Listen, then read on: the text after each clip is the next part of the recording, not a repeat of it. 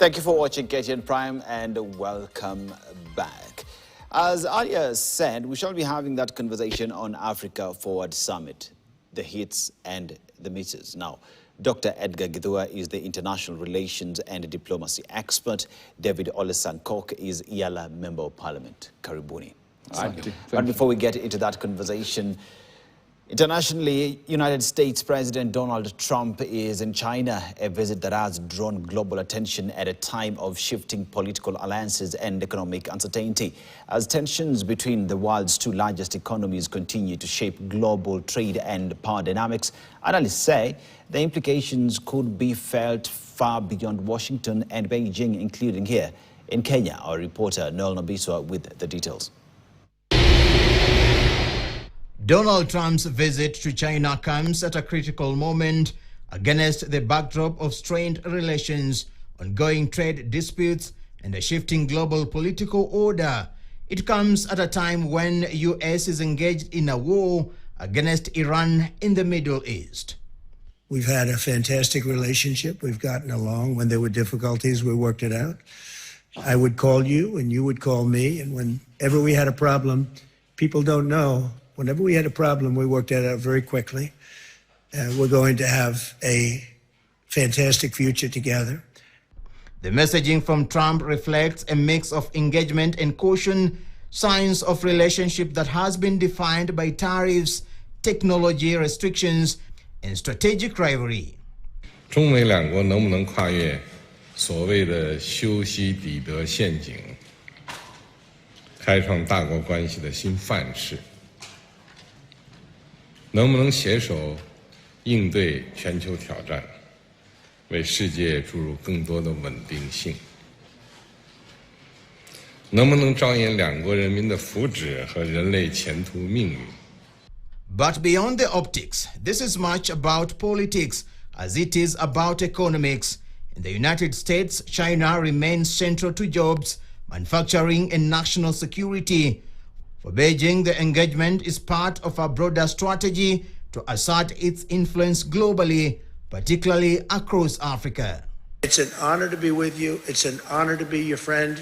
And the relationship between China and the USA is going to be better than ever before. The US and China account for nearly 40% of the global economy, and any shift in their relationship quickly causes ripples across markets, supply chains, and investment flows. For Kenya, those ripples effects are real. China remains a key partner in infrastructure and imports, while the United States is a major export destination, especially for textile under Africa Growth and Opportunity Act.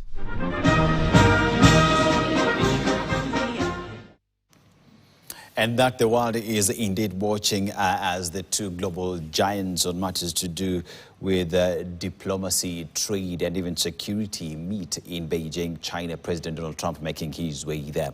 But let's come back home and talk about the Africa Forward Summit. Mheshimiwa Olesankok just came back from Kieni County, and in that meeting, you had a lot to say, right? A lot to say in that meeting. If we have that clip, let's just play that so that we hear what Mheshimiwa Sankok had to say in Kenya today. Sisi tukiwa Jubilee, the former President Kibaki tulimjengea nyumba. Siku hizi tukiwa Kenya Kwanza, tunaona aibu bado Uhuru hatujamjengea nyumba. Sasa badala ya hiyo, ati tunataka kuchukua constitutional right yake. Ambia Cherargei. Hiyo sio nia ya Kenya Kwanza. Hiyo ni maono yake mwenyewe na ni maono potofu na ni maono ya ujinga. Na mwambie awache hiyo ujinga kabisa. Well, Sankoko, you had very many things to say, but one would ask the question, with the discourse that we see today and members of parliament as well just adding their voice in this matter, why would you take that stand? Why just not leave it to the assembly to discuss it? It is not a matter of the assembly to discuss. And I think we are becoming a country that I can say bordering on banana republic. Because how can we just because of political differences, amend the constitution or do whatever we want to do. Because when I hear Cherargei casually saying he'll bring a bill, he'll bring a motion so that they can remove the pacts of the former President Uhuru Muigai Kenyatta. Yet we were together with Cherargei in Jubilee. And after the retirement of Mwai Kibaki, Uhuru and the Jubilee administration built a house for the former President Mwai Kibaki, because he's a statesman. And even if we may not respect Mwai Kibaki, the office he held, the highest office in the land, should be respected and must be respected. Yeah. So I find it maybe Cherargei is not actually part of us in UDA. He's an opposition mole. Because through his motion, Kenyans have remembered that we have not built a house for Uhuru. Instead, we want to take away his constitutional right. How worse can we be? Get. So I think for me, Cherargei is an opposition mole. He's reminding Kenyans of what we have not done to the former president. He's reminding Kenyans that we stole goats and sheep from the former president instead of protecting him as a former president. Right. So I think that for Cherargei, it is a retrogressive thinking. Let me just bring in Dr. Dr. On that statement right there, you know, Cherargei has said that he's pushing on with that bill to ensure that he protects the president, you know, that former President Uhuru Kenyatta should not participate in active politics. What would be your take on that? Do you think he's protecting the president, or just exposing, like he's saying, what the UDA government has not done for protecting the former president? I think, okay, so my view on that is so long as we have laws and we have a constitution that has clear, laid out, you know, ways in how societies should be governed, I think that's usually the best. Of course, politics will always wade in and try, and people will always try and bend the law. But if we have a clear constitution that says this is what's supposed to happen, these are the rights and benefits of, you know, ex-heads of state, that should be obeyed, regardless of the political regime in office. That is how now democracies mature, and that is how people are able to become progressive, such that you realize that, just like what Mheshimiwa is saying, you respect the office, ignore the individual, the office. So you protect that office, regardless of whoever was it. If they were elected and now they have retired, all the rights and benefits, do not politicize, respect the office. And that can be safeguarded by the Constitution. Then I think we would not have to play politics around it. Around it. Yeah. Well said. I think it will be interesting to see how this matter will progress in the coming days. I think on the issue of Uhuru Kenyatta participating in politics, he's a chair of, he's the party leader of Jubilee.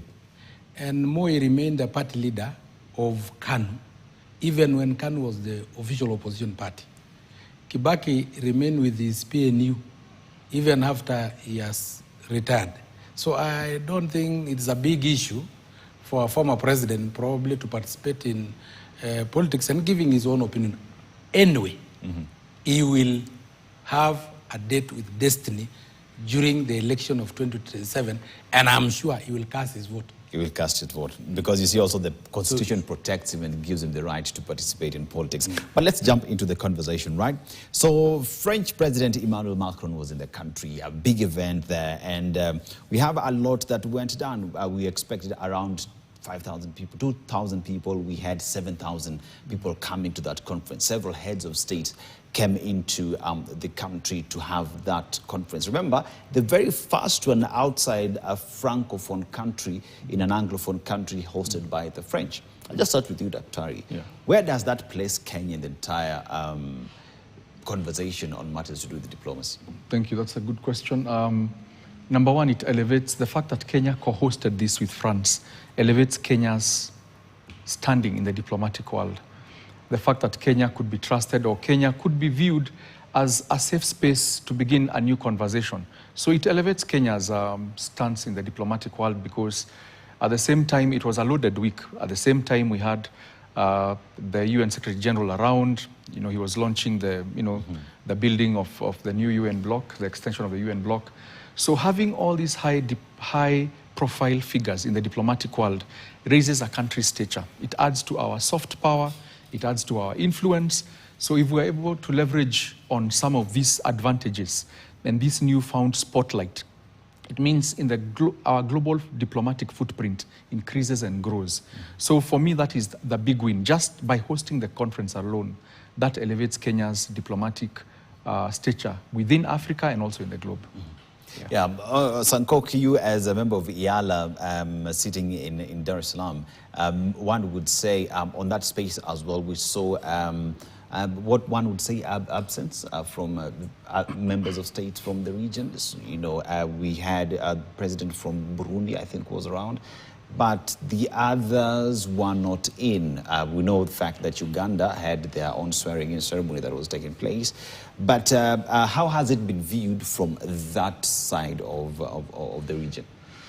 My brother, if I ask you if today President William Samoei Arap Ruto accept your invitation to your home and for you to be able to host him successfully, what impact will it have in your village and your status in terms of elevation? Yep. So I think this one, as Dr. have said, the fact that France and the whole world have trusted Kenya to be able to host high-level dignitaries whose security they assume it is assured is the fact that, first of all, it is a tick on our security operators. It is a vote of confidence to our ability to be able to host in terms of economy and in terms of capacity to be able to host. So for me, it's 100% beneficial to our country, Kenya. But again, the mirror, the past is a mirror to reflect into the future. So how many countries were colonized by The French? France and French in Africa? Algeria, Senegal, Ivory Coast, Mali, Niger, Burkina Faso, Benin, Guinea, Chad, Cameroon, Gabon, and Republic of Congo. So the past, that is the past. They colonized those countries. They have maintained some economic ties with those countries up to date. That is the past. Let us reflect now, use it as a mirror to reflect into the future. How will our ties be? How have those countries been faring economically? If the answer from Kenyans is that there have been civil wars and siphoning of resources, natural resources from those countries by their former colonizers, then rest assured,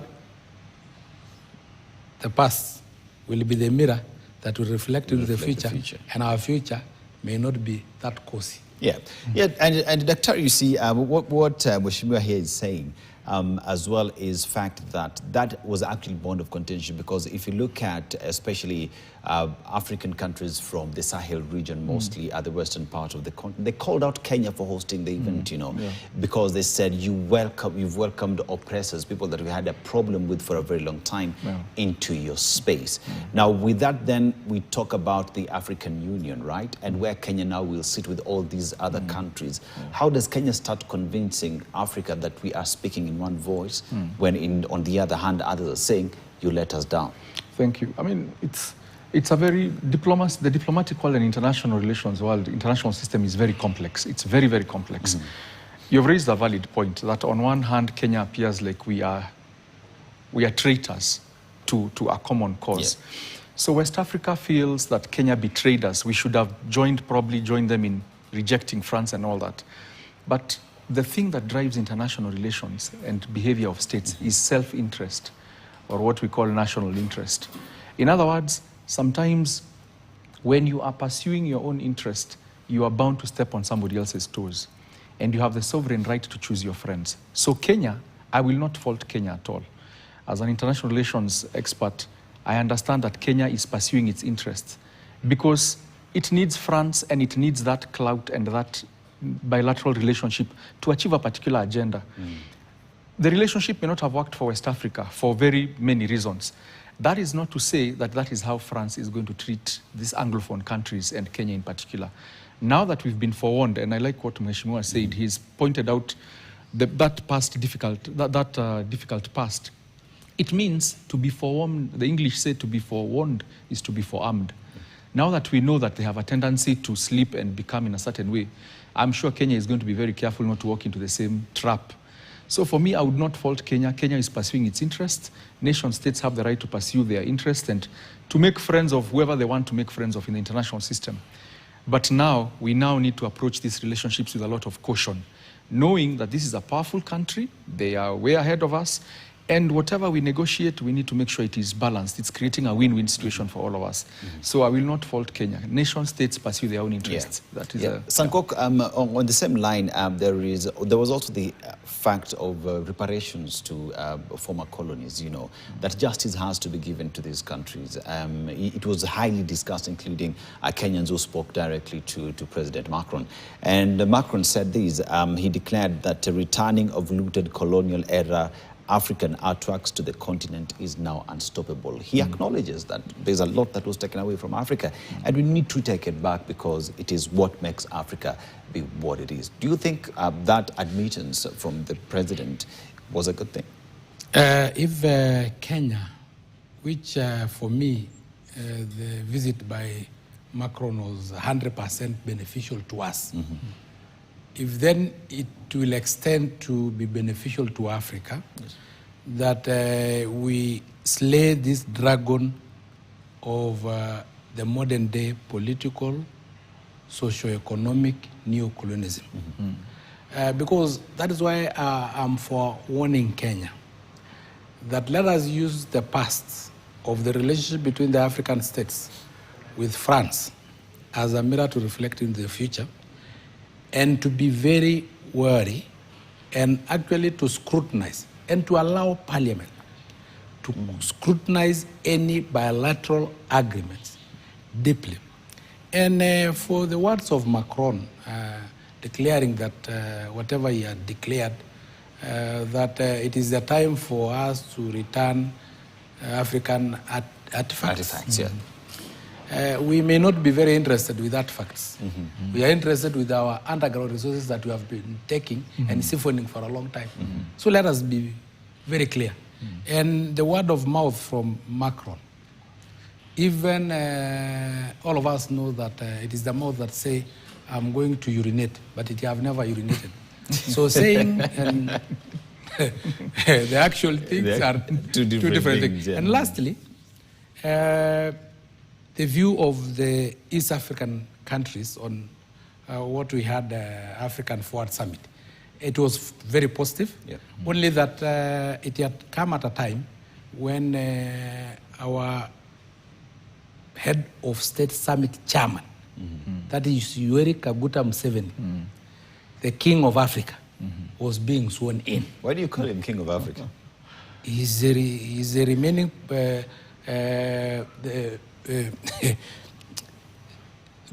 is the remaining bridge between Pan-Africanism and the modern society. Many would have a lot to say with that in terms of democracy and what it means to the people. He's the only Pan-African. As well as just promoting democracy for the world in the country. So we'll talk about Pan-Africanism, and that would not really settle well for many, but yes. Yeah, for many. And that is my own opinion. And is the only bridge now that we have between the forefathers of Pan-Africanism and the new generation. If we don't tap on his knowledge, then we are doomed. And because he was being sworn in, Her Excellency Samia Suluhu was there, Salva Kiir was there, so they had all the reason to actually support him and give him moral support. So they support the African Foward Summit 100%. 100%. One would ask the question, Sanko, before I come to you, Daktari. Many have looked at relationship of France and West Africa as one that has been full of push and pull, right? Because of resources that France has been taking over the years. And you look at the value that gave to those countries. As they come into Kenya, Kenyans as well are asking, how do we trust you if where you're from, you've been kicked out? Do you think Kenya, I mean, Wananchi today, trust Macron to be a good person? As I said, people change. In fact, it was the other time I heard that you have been baptized and you have been saved. Or I heard, I did not hear well. Not me. Yeah? Not me. No, not you. Maybe somebody else. So anyway, people get saved every day and they get baptized and they change their ways. And some are taken to rehabilitation. They forget about the drugs. So if Macron have forgotten this kasumba of siphoning out resources, you know, I'm talking from a point of a Pan-African. DRC has the largest resources, underground resources, deposit of gold, name all of them. It have land that is arable, it have almost everything. That is why actually the reason we are admitted into the East African community. And it have always been at war, civil war, ever since they got independent. They have never really stabilized. And we want just to tell Macron, no, this one, in Kenya, I think you are welcome. And if we get symbiotic relationship, it's okay. It's okay. But if you want to bring this issue that you brought to DRC, we are watching you. Yeah. Dr. Do you think the French President Emmanuel Macron is to be trusted? Because, again, West Africa, we've seen what has happened there. Kicked out from Burkina Faso, talk about Niger, Mali, and all that space, right? And it is because you have taken away from us for a very long time that now we are putting our grounds down and saying, leave our country, we need to run our affairs.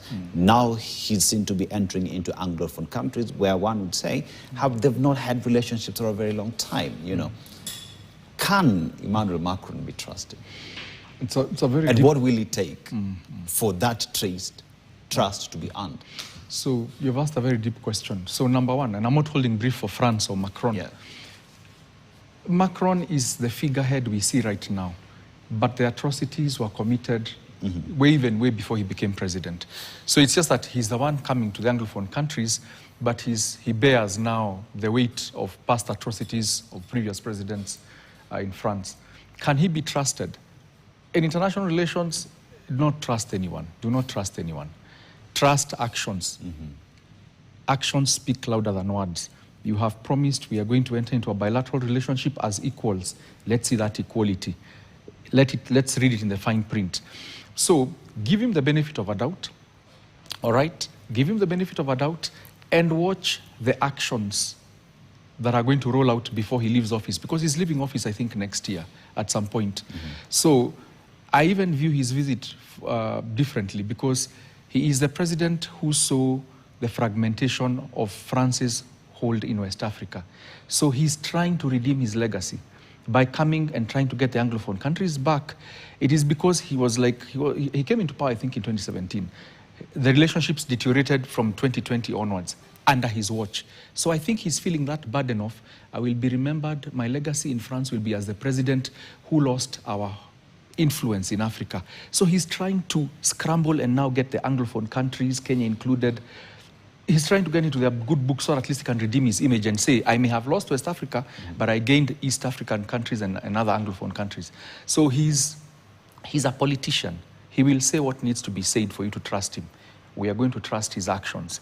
We are going to, like Mheshimiwa said, trust the scrutiny of those bilateral agreements. What is working for Kenya, we take. What is not working, we need to have the guts and, to stand out there and say, this is not working, we will not accept this. Is it like talking about what's working for Kenya? It is not the first time that we've had these bilateral arrangements with the French. I'll give you, for example, the Mombasa Summit Road, right? That was an agreement that was entered with the French. And that was when Emmanuel Macron was still in office. And nothing really happened with that road, And even now, as they're signing in a new deal, many are asking if that was the promise then. Now you're coming in with promises of $27 billion investment. investment. What guarantee do we have that these will be seen through, especially if you are about to leave office? So, without going too deep into that, especially Mombasa Summit deal, so there are two things that affect these agreements. Even the change of regime in the country where the agreement was. So that agreement was between President Macron and the regime under President Uhuru Kenyatta. So the French had promised they would be in that road. When the current regime came into power, something did not work. So we do not know who to cast the blame on. Is it the Kenyans who rejected the terms and conditions of that deal, or is it the French who felt we do not want to work with this new regime? So the devil is in the details. So the change of, for me, I blame the fallout of that agreement on the change of regime. Meaning, if it was President Uhuru who had probably continued and stayed in power, assuming this was now his second term and was in power, maybe the French would actually be there doing it because of what they had agreed. But now the change of regime, probably the new regime came and scrutinized the agreement and said, this doesn't look favorable to us. You're charging us too much. And that's why I think it was taken. I think the Chinese are the ones who now took it, who have it now.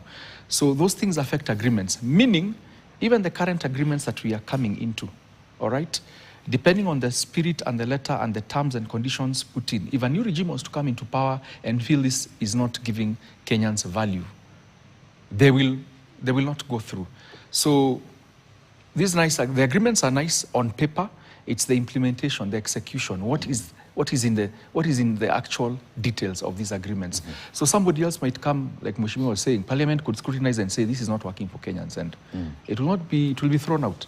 Yeah, Mheshimiwa, something very critical has just been raised there, the change in regimes. Because at the time, even when we talk about the regime, I usually say the regime that left and the regime that is there now is just an extension. Maybe different manifestos and faces, because President William Ruto then was the deputy. But we look at now that transition from one regime to the other, but President Macron, one would say, was the uniting factor because his government had signed that with the government of Kenya. If that didn't work then, what guarantees then would President William Ruto then put in place to ensure that moving forward, this does not suffer the same consequences as before? For me, the office holders are holding that office on behalf of Kenyans because sovereignty lies with the people. So whatever they sign is binding to any regime that will be democratically elected, unless there is a coup.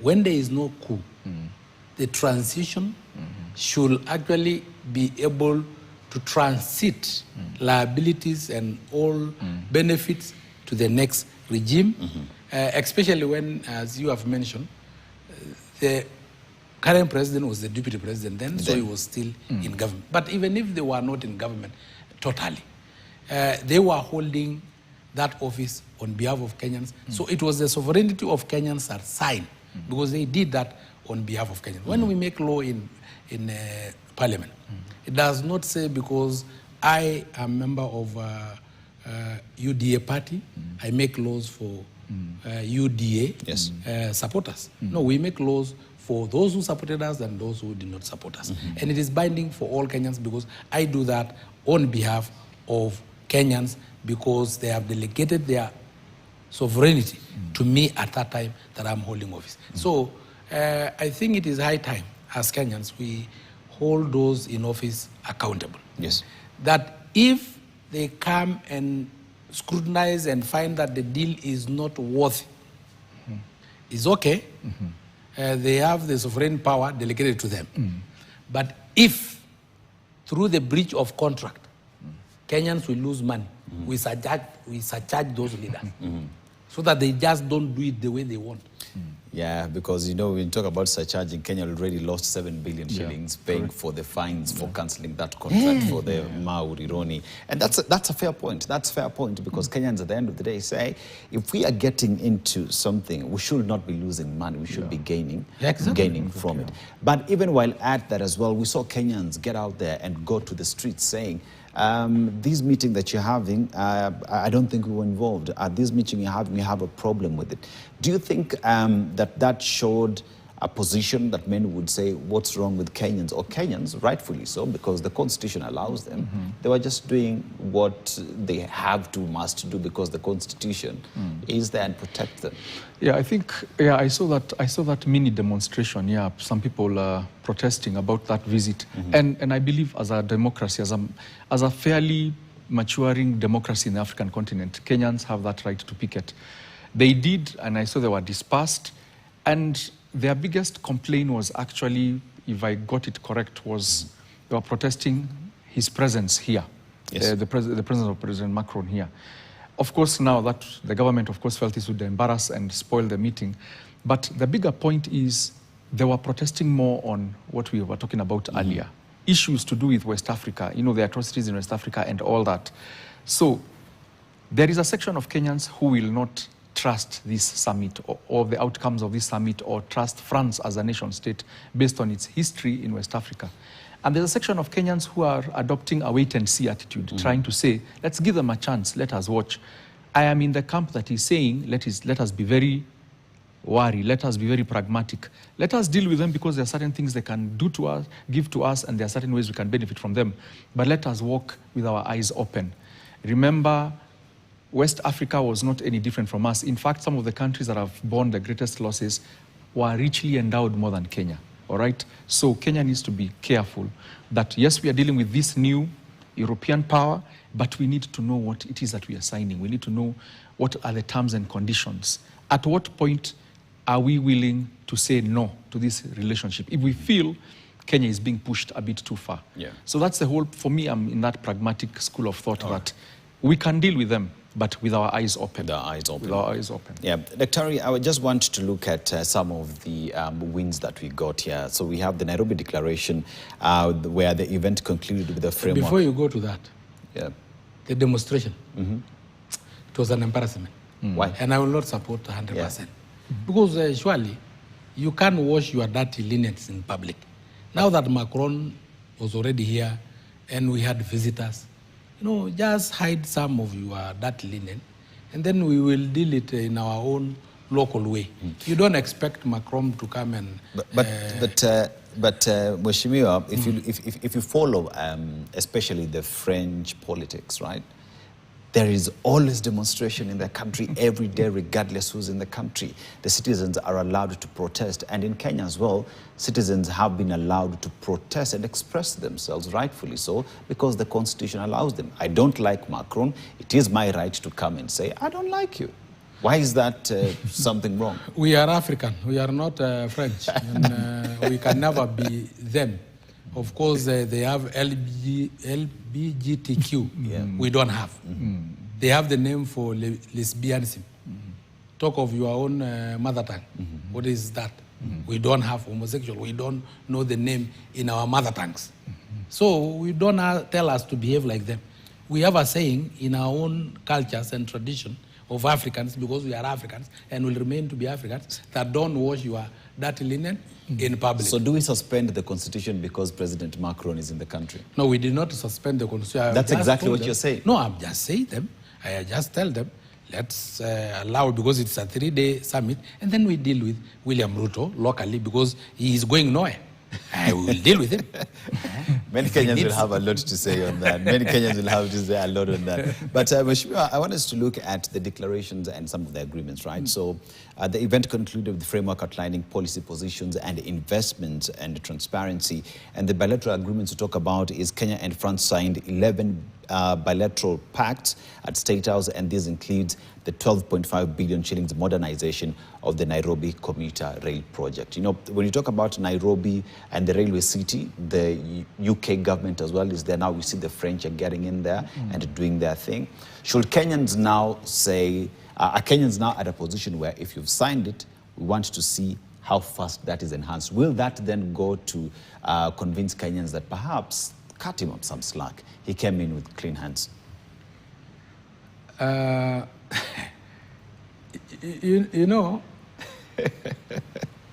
We know France is advanced in terms of railway. Yes. And that technology we accept. And we know if they want to transform our cities, they will do. Yes. They will do so because they have the know-how, they have the resources. But now, the nitty-gritty, what are they gaining from us? Because I think France have not camouflage into International Mother and Father, International Monetary Fund, IMF, or Red Cross of sort. There must be something they are gaining from us. So, what do they need from us? That is now what we want to scrutinize. Yes. That is why I'm asking by Parliament, for once, to be independent. It is an arm of government. The Constitution gives them the rights to scrutinize all these bilateral agreements, reject them on behalf of the people. Yes. Because they are delegated that power to them. Kenyans have delegated the power to them. So I think they should actually scrutinize. But, you know, just seeing the golden pages or the cover, you know. Yep. Let us go to the real Details. story, the details in it. Yeah, because you see as well in that when you talk about Parliament, many say that Parliament of the Republic of Kenya has been captured by the very man, the President of the Republic. So do we expect that Parliament to do a greater job, or is this then a clarion call for Parliament to actually work for Kenyans? I don't know if they are captured because I'm not in the Parliament of Kenya. I'm in the East African Legislative Parliament, and nobody have tried even to capture us. Yes. And we can never be captured. But there are three arms of government. Independent, but independent. And each of them have delegated authority from the Kenyans. The sovereignty of the Kenyan people have been delegated to them. And if then they are captured, then they have a date during the 2027 election. Kenyans can correct that mistake. Yes? And instead of following money, because if Kenyans ask for handouts, then also Kenyans voters have been captured. So they vote because of the handouts. So they have also been captured. Yeah. And if you want to see your leader, look yourself into the mirror. It is your reflection. Okay. So don't allow yourself to be captured. Your leaders will not be captured. If you feel they have been captured and you are not captured yourself, then send them home in 2027 and elect Gen Zs who may not be, I saw them, they cannot be intimidated. And they cannot be captured. You know, some of them are very poor. Yes. But they have refused money. And when they say they don't own the finance bill, they say they don't know whether it was good or bad, and that is democracy. If it is a bill is made for Kenyans, and Kenyans say, yes, it is a very good bill, but we don't own it, you can't force them. Yeah. It is democracy. There was a word that was put down there, that this is a strategic shift. On what exactly? We are moving away from traditional aid logic. The summit focused on equal footing economic co-investment, where then here we see the French coming in and saying, we are not coming here as superiors. We are coming in as equals. We are not coming in to say we will fund your HIV/AIDS treatment. We are coming to deal with malaria. We are coming in as equals, where we sit down and see how we can move our economies forward.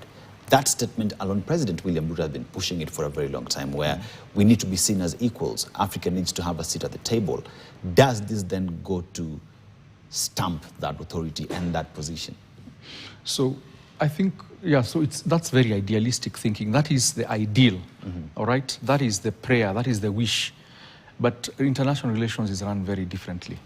The more powerful partner always comes to the table, and they will say all these things about equality, but in actual fact, the power difference between us, we will never really be equal. And that's why I keep on saying, Kenya, let's enter into all this with our eyes open. Largely because you talked about the commuter rail and all these other projects. And then Mheshimiwa asked an important question: what is France gaining from all this? Because the truth is, they are not helping us from the altruism of their heart. They are here for their own interests. They are here to tap into the African market. Africa has 1.2, 1.3 billion people. Yes. It's a huge market for France to sell its goods, weapons, advanced, whatever it is. So right now, the equality that we would be looking for, the strategic partnership that we would be looking for, is France. And the only proof in perspective to prove that we are equal partners, let them avail that technology, that advanced technology that they have, but at a cheap price and at an affordable price for Africa, all right? Tell Africa, we will avail this for you and allow you to buy it at this price. Then we will see the equality. But if they will give you the loan, all right, send the expertise such that the loan they have given you ends up in the pockets of their experts. The money has literally just gone back home. Okay. The trick with aid, and sometimes why aid doesn't work, is largely the benefits that trickle down to the country that is being given the aid is usually very little. And that's where now Africa has lost over decades. These big, powerful countries come and give you aid, but they insist it is their experts who will manage those projects, who get huge salaries.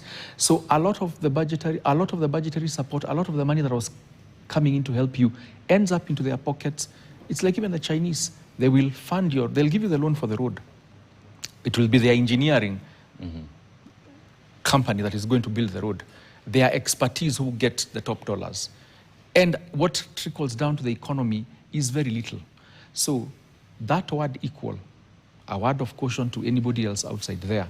What are the terms and conditions of that equality? Because if equality means we will give you the loan and still insist it is our experts handling this and they go with the bulk of the money, there is no equality there. Yeah.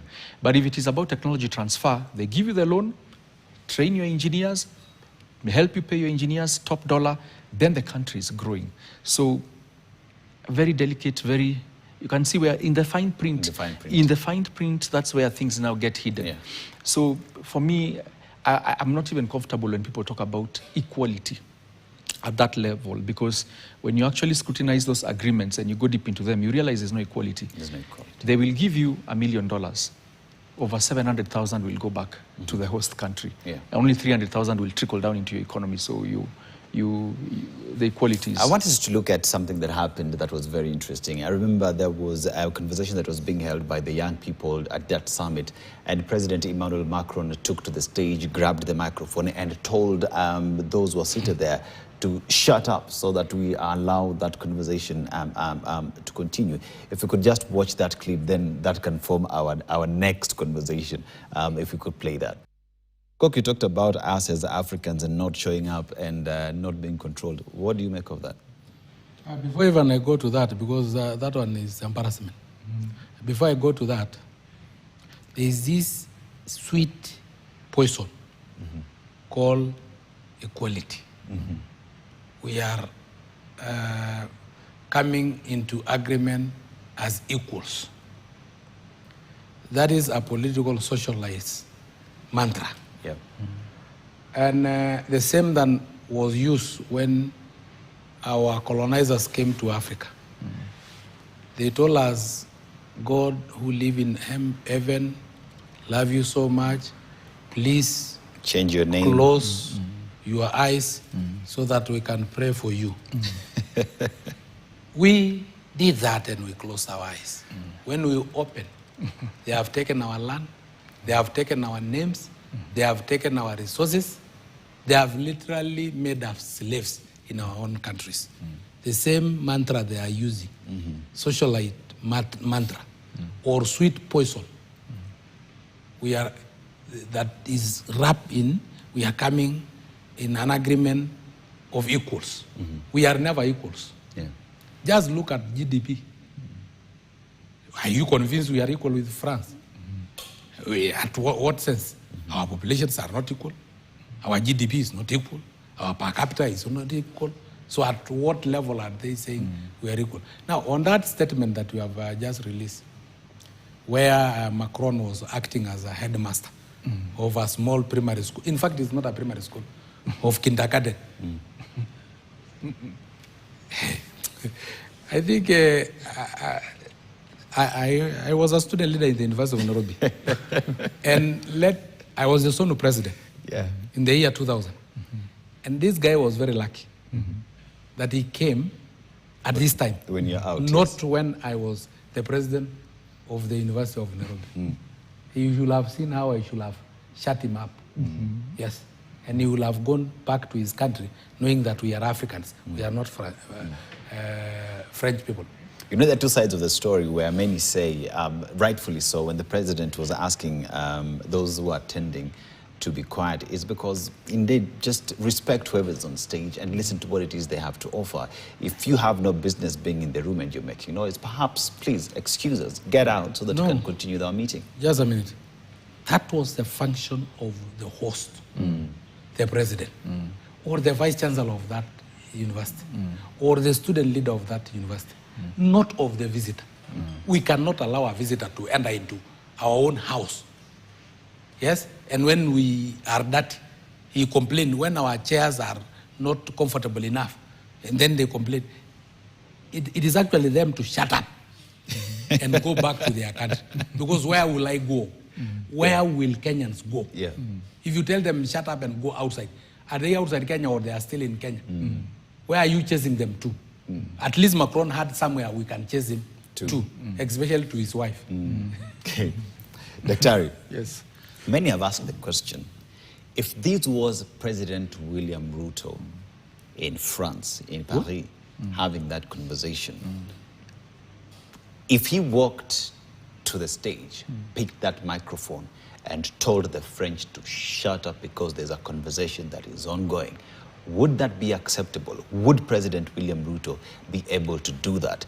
And if President Macron saw that he had the power to do that, how does that translate to equality and trust? Good. I like your analysis. Yeah, so a lot of optics. So truth be told, he should not have done what he did. That was, I agree with Mheshimiwa, that was not his role. At the very most, tell his chief of protocol that this room is too noisy. Could someone kindly just tell the MC to tell people to keep quiet? That is what, remain presidential. You are a president. So for me, he was very unpresidential when he picked that microphone and did that. And whether not knowing what he was doing, it came out as very condescending. And remember, he carries France and what we know of the French. There were people who are seeing the French through him and his personification. So that was not a very good image that he presented. Yes, that is his temperament. Macron is known to do things out of turn like that. But I think wanting to win the Anglophone countries and wanting to win this other side of Africa that does not know France the way the West African part of the continent knows, he should have been a little bit more reserved. He should have just told his chief of protocol or someone kindly say, I can't hear, or, and it would have gotten done. Like what Mheshimiwa is saying, the hosts should have taken care of that. So 2 lessons to learn for us. So Kenya has also learned that in future when we have such meetings, just better crowd control and marshalling of the event. So even Kenya failed a little bit on that. To your question, there is no way President Ruto in France would wake up and do that. 1, I believe he's cleverer than that. 2, he would even probably talk to his host and whisper and tell his host, the room is getting a bit unruly, kindly do something about it. That is what you do. At that level, when you're president, you are presidential. And if he dared to do it, assuming he dared to do it, I do not think the reaction would be the very best. I don't know whether you remember seeing a press conference when George Bush Jr. was somewhere in Iraq. Yes. And I don't know what comments he was making, or I don't know whether he said something funny or he said something. Some reporter journalist removed shoes and threw at him. Yes. All right, so it was a bad, very bad reaction. So I do not think any African head of state would dare to do that. Because, number one, they might not even be allowed to get there. Someone would stop them and ask them, how can we assist you? All right? And if they got to that stage and picked that microphone and reacted that way, the meeting would be the mood would totally change, yeah. So I think he overstepped his boundaries. Let him be told the truth. In future, leave that to your juniors. Tell your host, tell the Kenyan president or tell your chief of protocol, this room is too noisy, let's get some crowd control. Yeah, he overstepped his boundaries, yeah. Mheshimiwa, briefly, in a minute, what would be your recommendation to members of parliament with regard to the agreements? If Ruto tried what you are saying, which I doubt he will not try, is too intelligent for that, he will immediately be deported. And he will be very lucky to be deported without any further action being taken on him. Members of Parliament, I will urge them to be very independent. They were elected just the same way the executive arm of government was elected. And they have the duty to protect the citizens. They make the law, they make the policies, they budget, they represent the people. The executive arm, led by the president, have a duty to implement. And if they don't implement the way it should be, then it is the duty of Parliament to oversight. Okay. Lastly, the workstation of a member of Parliament is Parliament. Yes. I've heard members of Parliament saying, we are on the ground. You are not an engineer. Okay. You are not a CDF manager. Be in Parliament just the way the doctor is in hospital and the teacher is working in school. I think that's a good place to end, gentlemen. Insightful conversation here in terms of where Kenya finds itself today in terms of diplomacy. And I want to thank you all. Mheshimiwa David Ole Sankok, Yala Member of Parliament. Asante sana for coming all the way from Nyeri, as well as Dr. Edgar Githua, who's an international relations and diplomacy expert. Asante sana for being here and sharing with us. And Kenyans out there, it is time that you equally task your members of Parliament and you as well to scrutinize all these agreements and the dealings, because remember, at the end of the day, everything, all these deals, all the agreements are done on your behalf. Asanteni sana for being part and parcel of this conversation. I'm Dennis Aseto, and to the entire team that made this production a success, asante sana, including you, for keeping us company. Good night for now.